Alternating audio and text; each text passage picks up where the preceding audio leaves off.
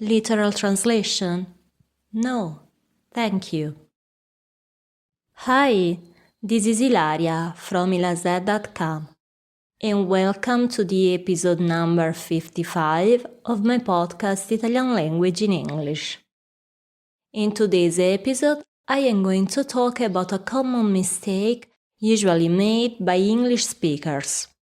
The mistake I am talking about is translating a particular kind of English sentence literally, with the consequence of having pretty strange sentences. If you want to discover this kind of sentence, keep listening to this audio.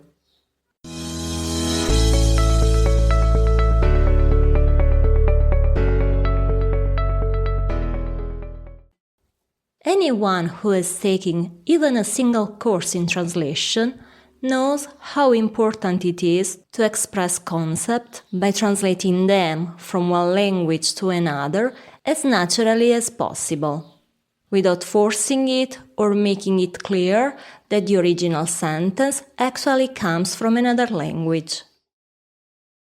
I had wanted to talk about this topic for a while, but I always refrained from doing so, believing that it would come out too technical and have little to do with the spoken language. But it is clear that I have changed my mind. This happened after hearing on the news a phrase of the famous director Woody Allen translated more or less like this: "È la prima volta qui lavorando," referring to the Scala in Milan, which in English should be, "It's the first time here working." Theoretically, we could consider this a perfect translation. Every English word has its corresponding in Italian. But, as an Italian and an Italian teacher, I felt a sharp pain in my ears the moment I heard it. Let's avoid literal translation. In Italian, this translation is strange. There is something wrong with it.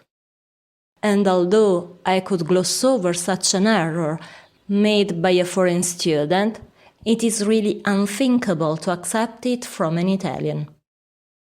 This translation is a clear calque from English, that is a construction that sticks too closely to the English language and is far from the Italian construction. Beware, however.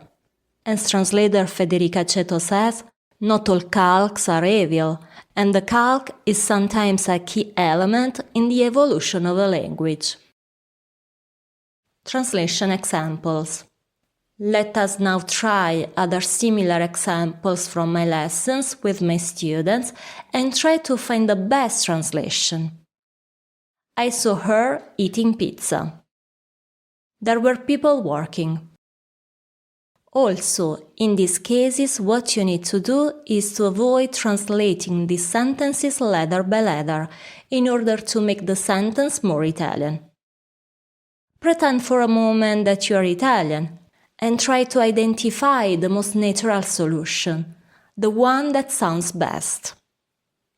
If I told you, "Ho visto lei mangiando la pizza," or "C'erano persone lavorando," what would you think? I am sure that even though you will have no idea why, you will find something strange. You would probably say to me, "I don't know, but that phrase sounds wrong." But is there really such a thing as a perfect translation? Well, perfect is a strong word, but there are other methods we can use to get away from literal translation while still conveying the same message. Let's see how. L'ho vista mangiare la pizza. L'ho vista che mangiava la pizza. Or l'ho vista mentre mangiava la pizza. All of these are good alternatives and more acceptable translations in Italian for I saw her eating pizza. C'erano persone che lavoravano. Another easy and fluent solution for there were people working. As for Woody Allen's sentence, We also have a more appropriate solution, namely, è la prima volta che lavoro qui. Conclusion. The world of languages and translation is really very vast and complicated. It is very easy to fall into error and make a literal translation, especially if we do not have a guide ready to correct us. This doesn't mean that it is impossible to learn a language well as a self-taught person.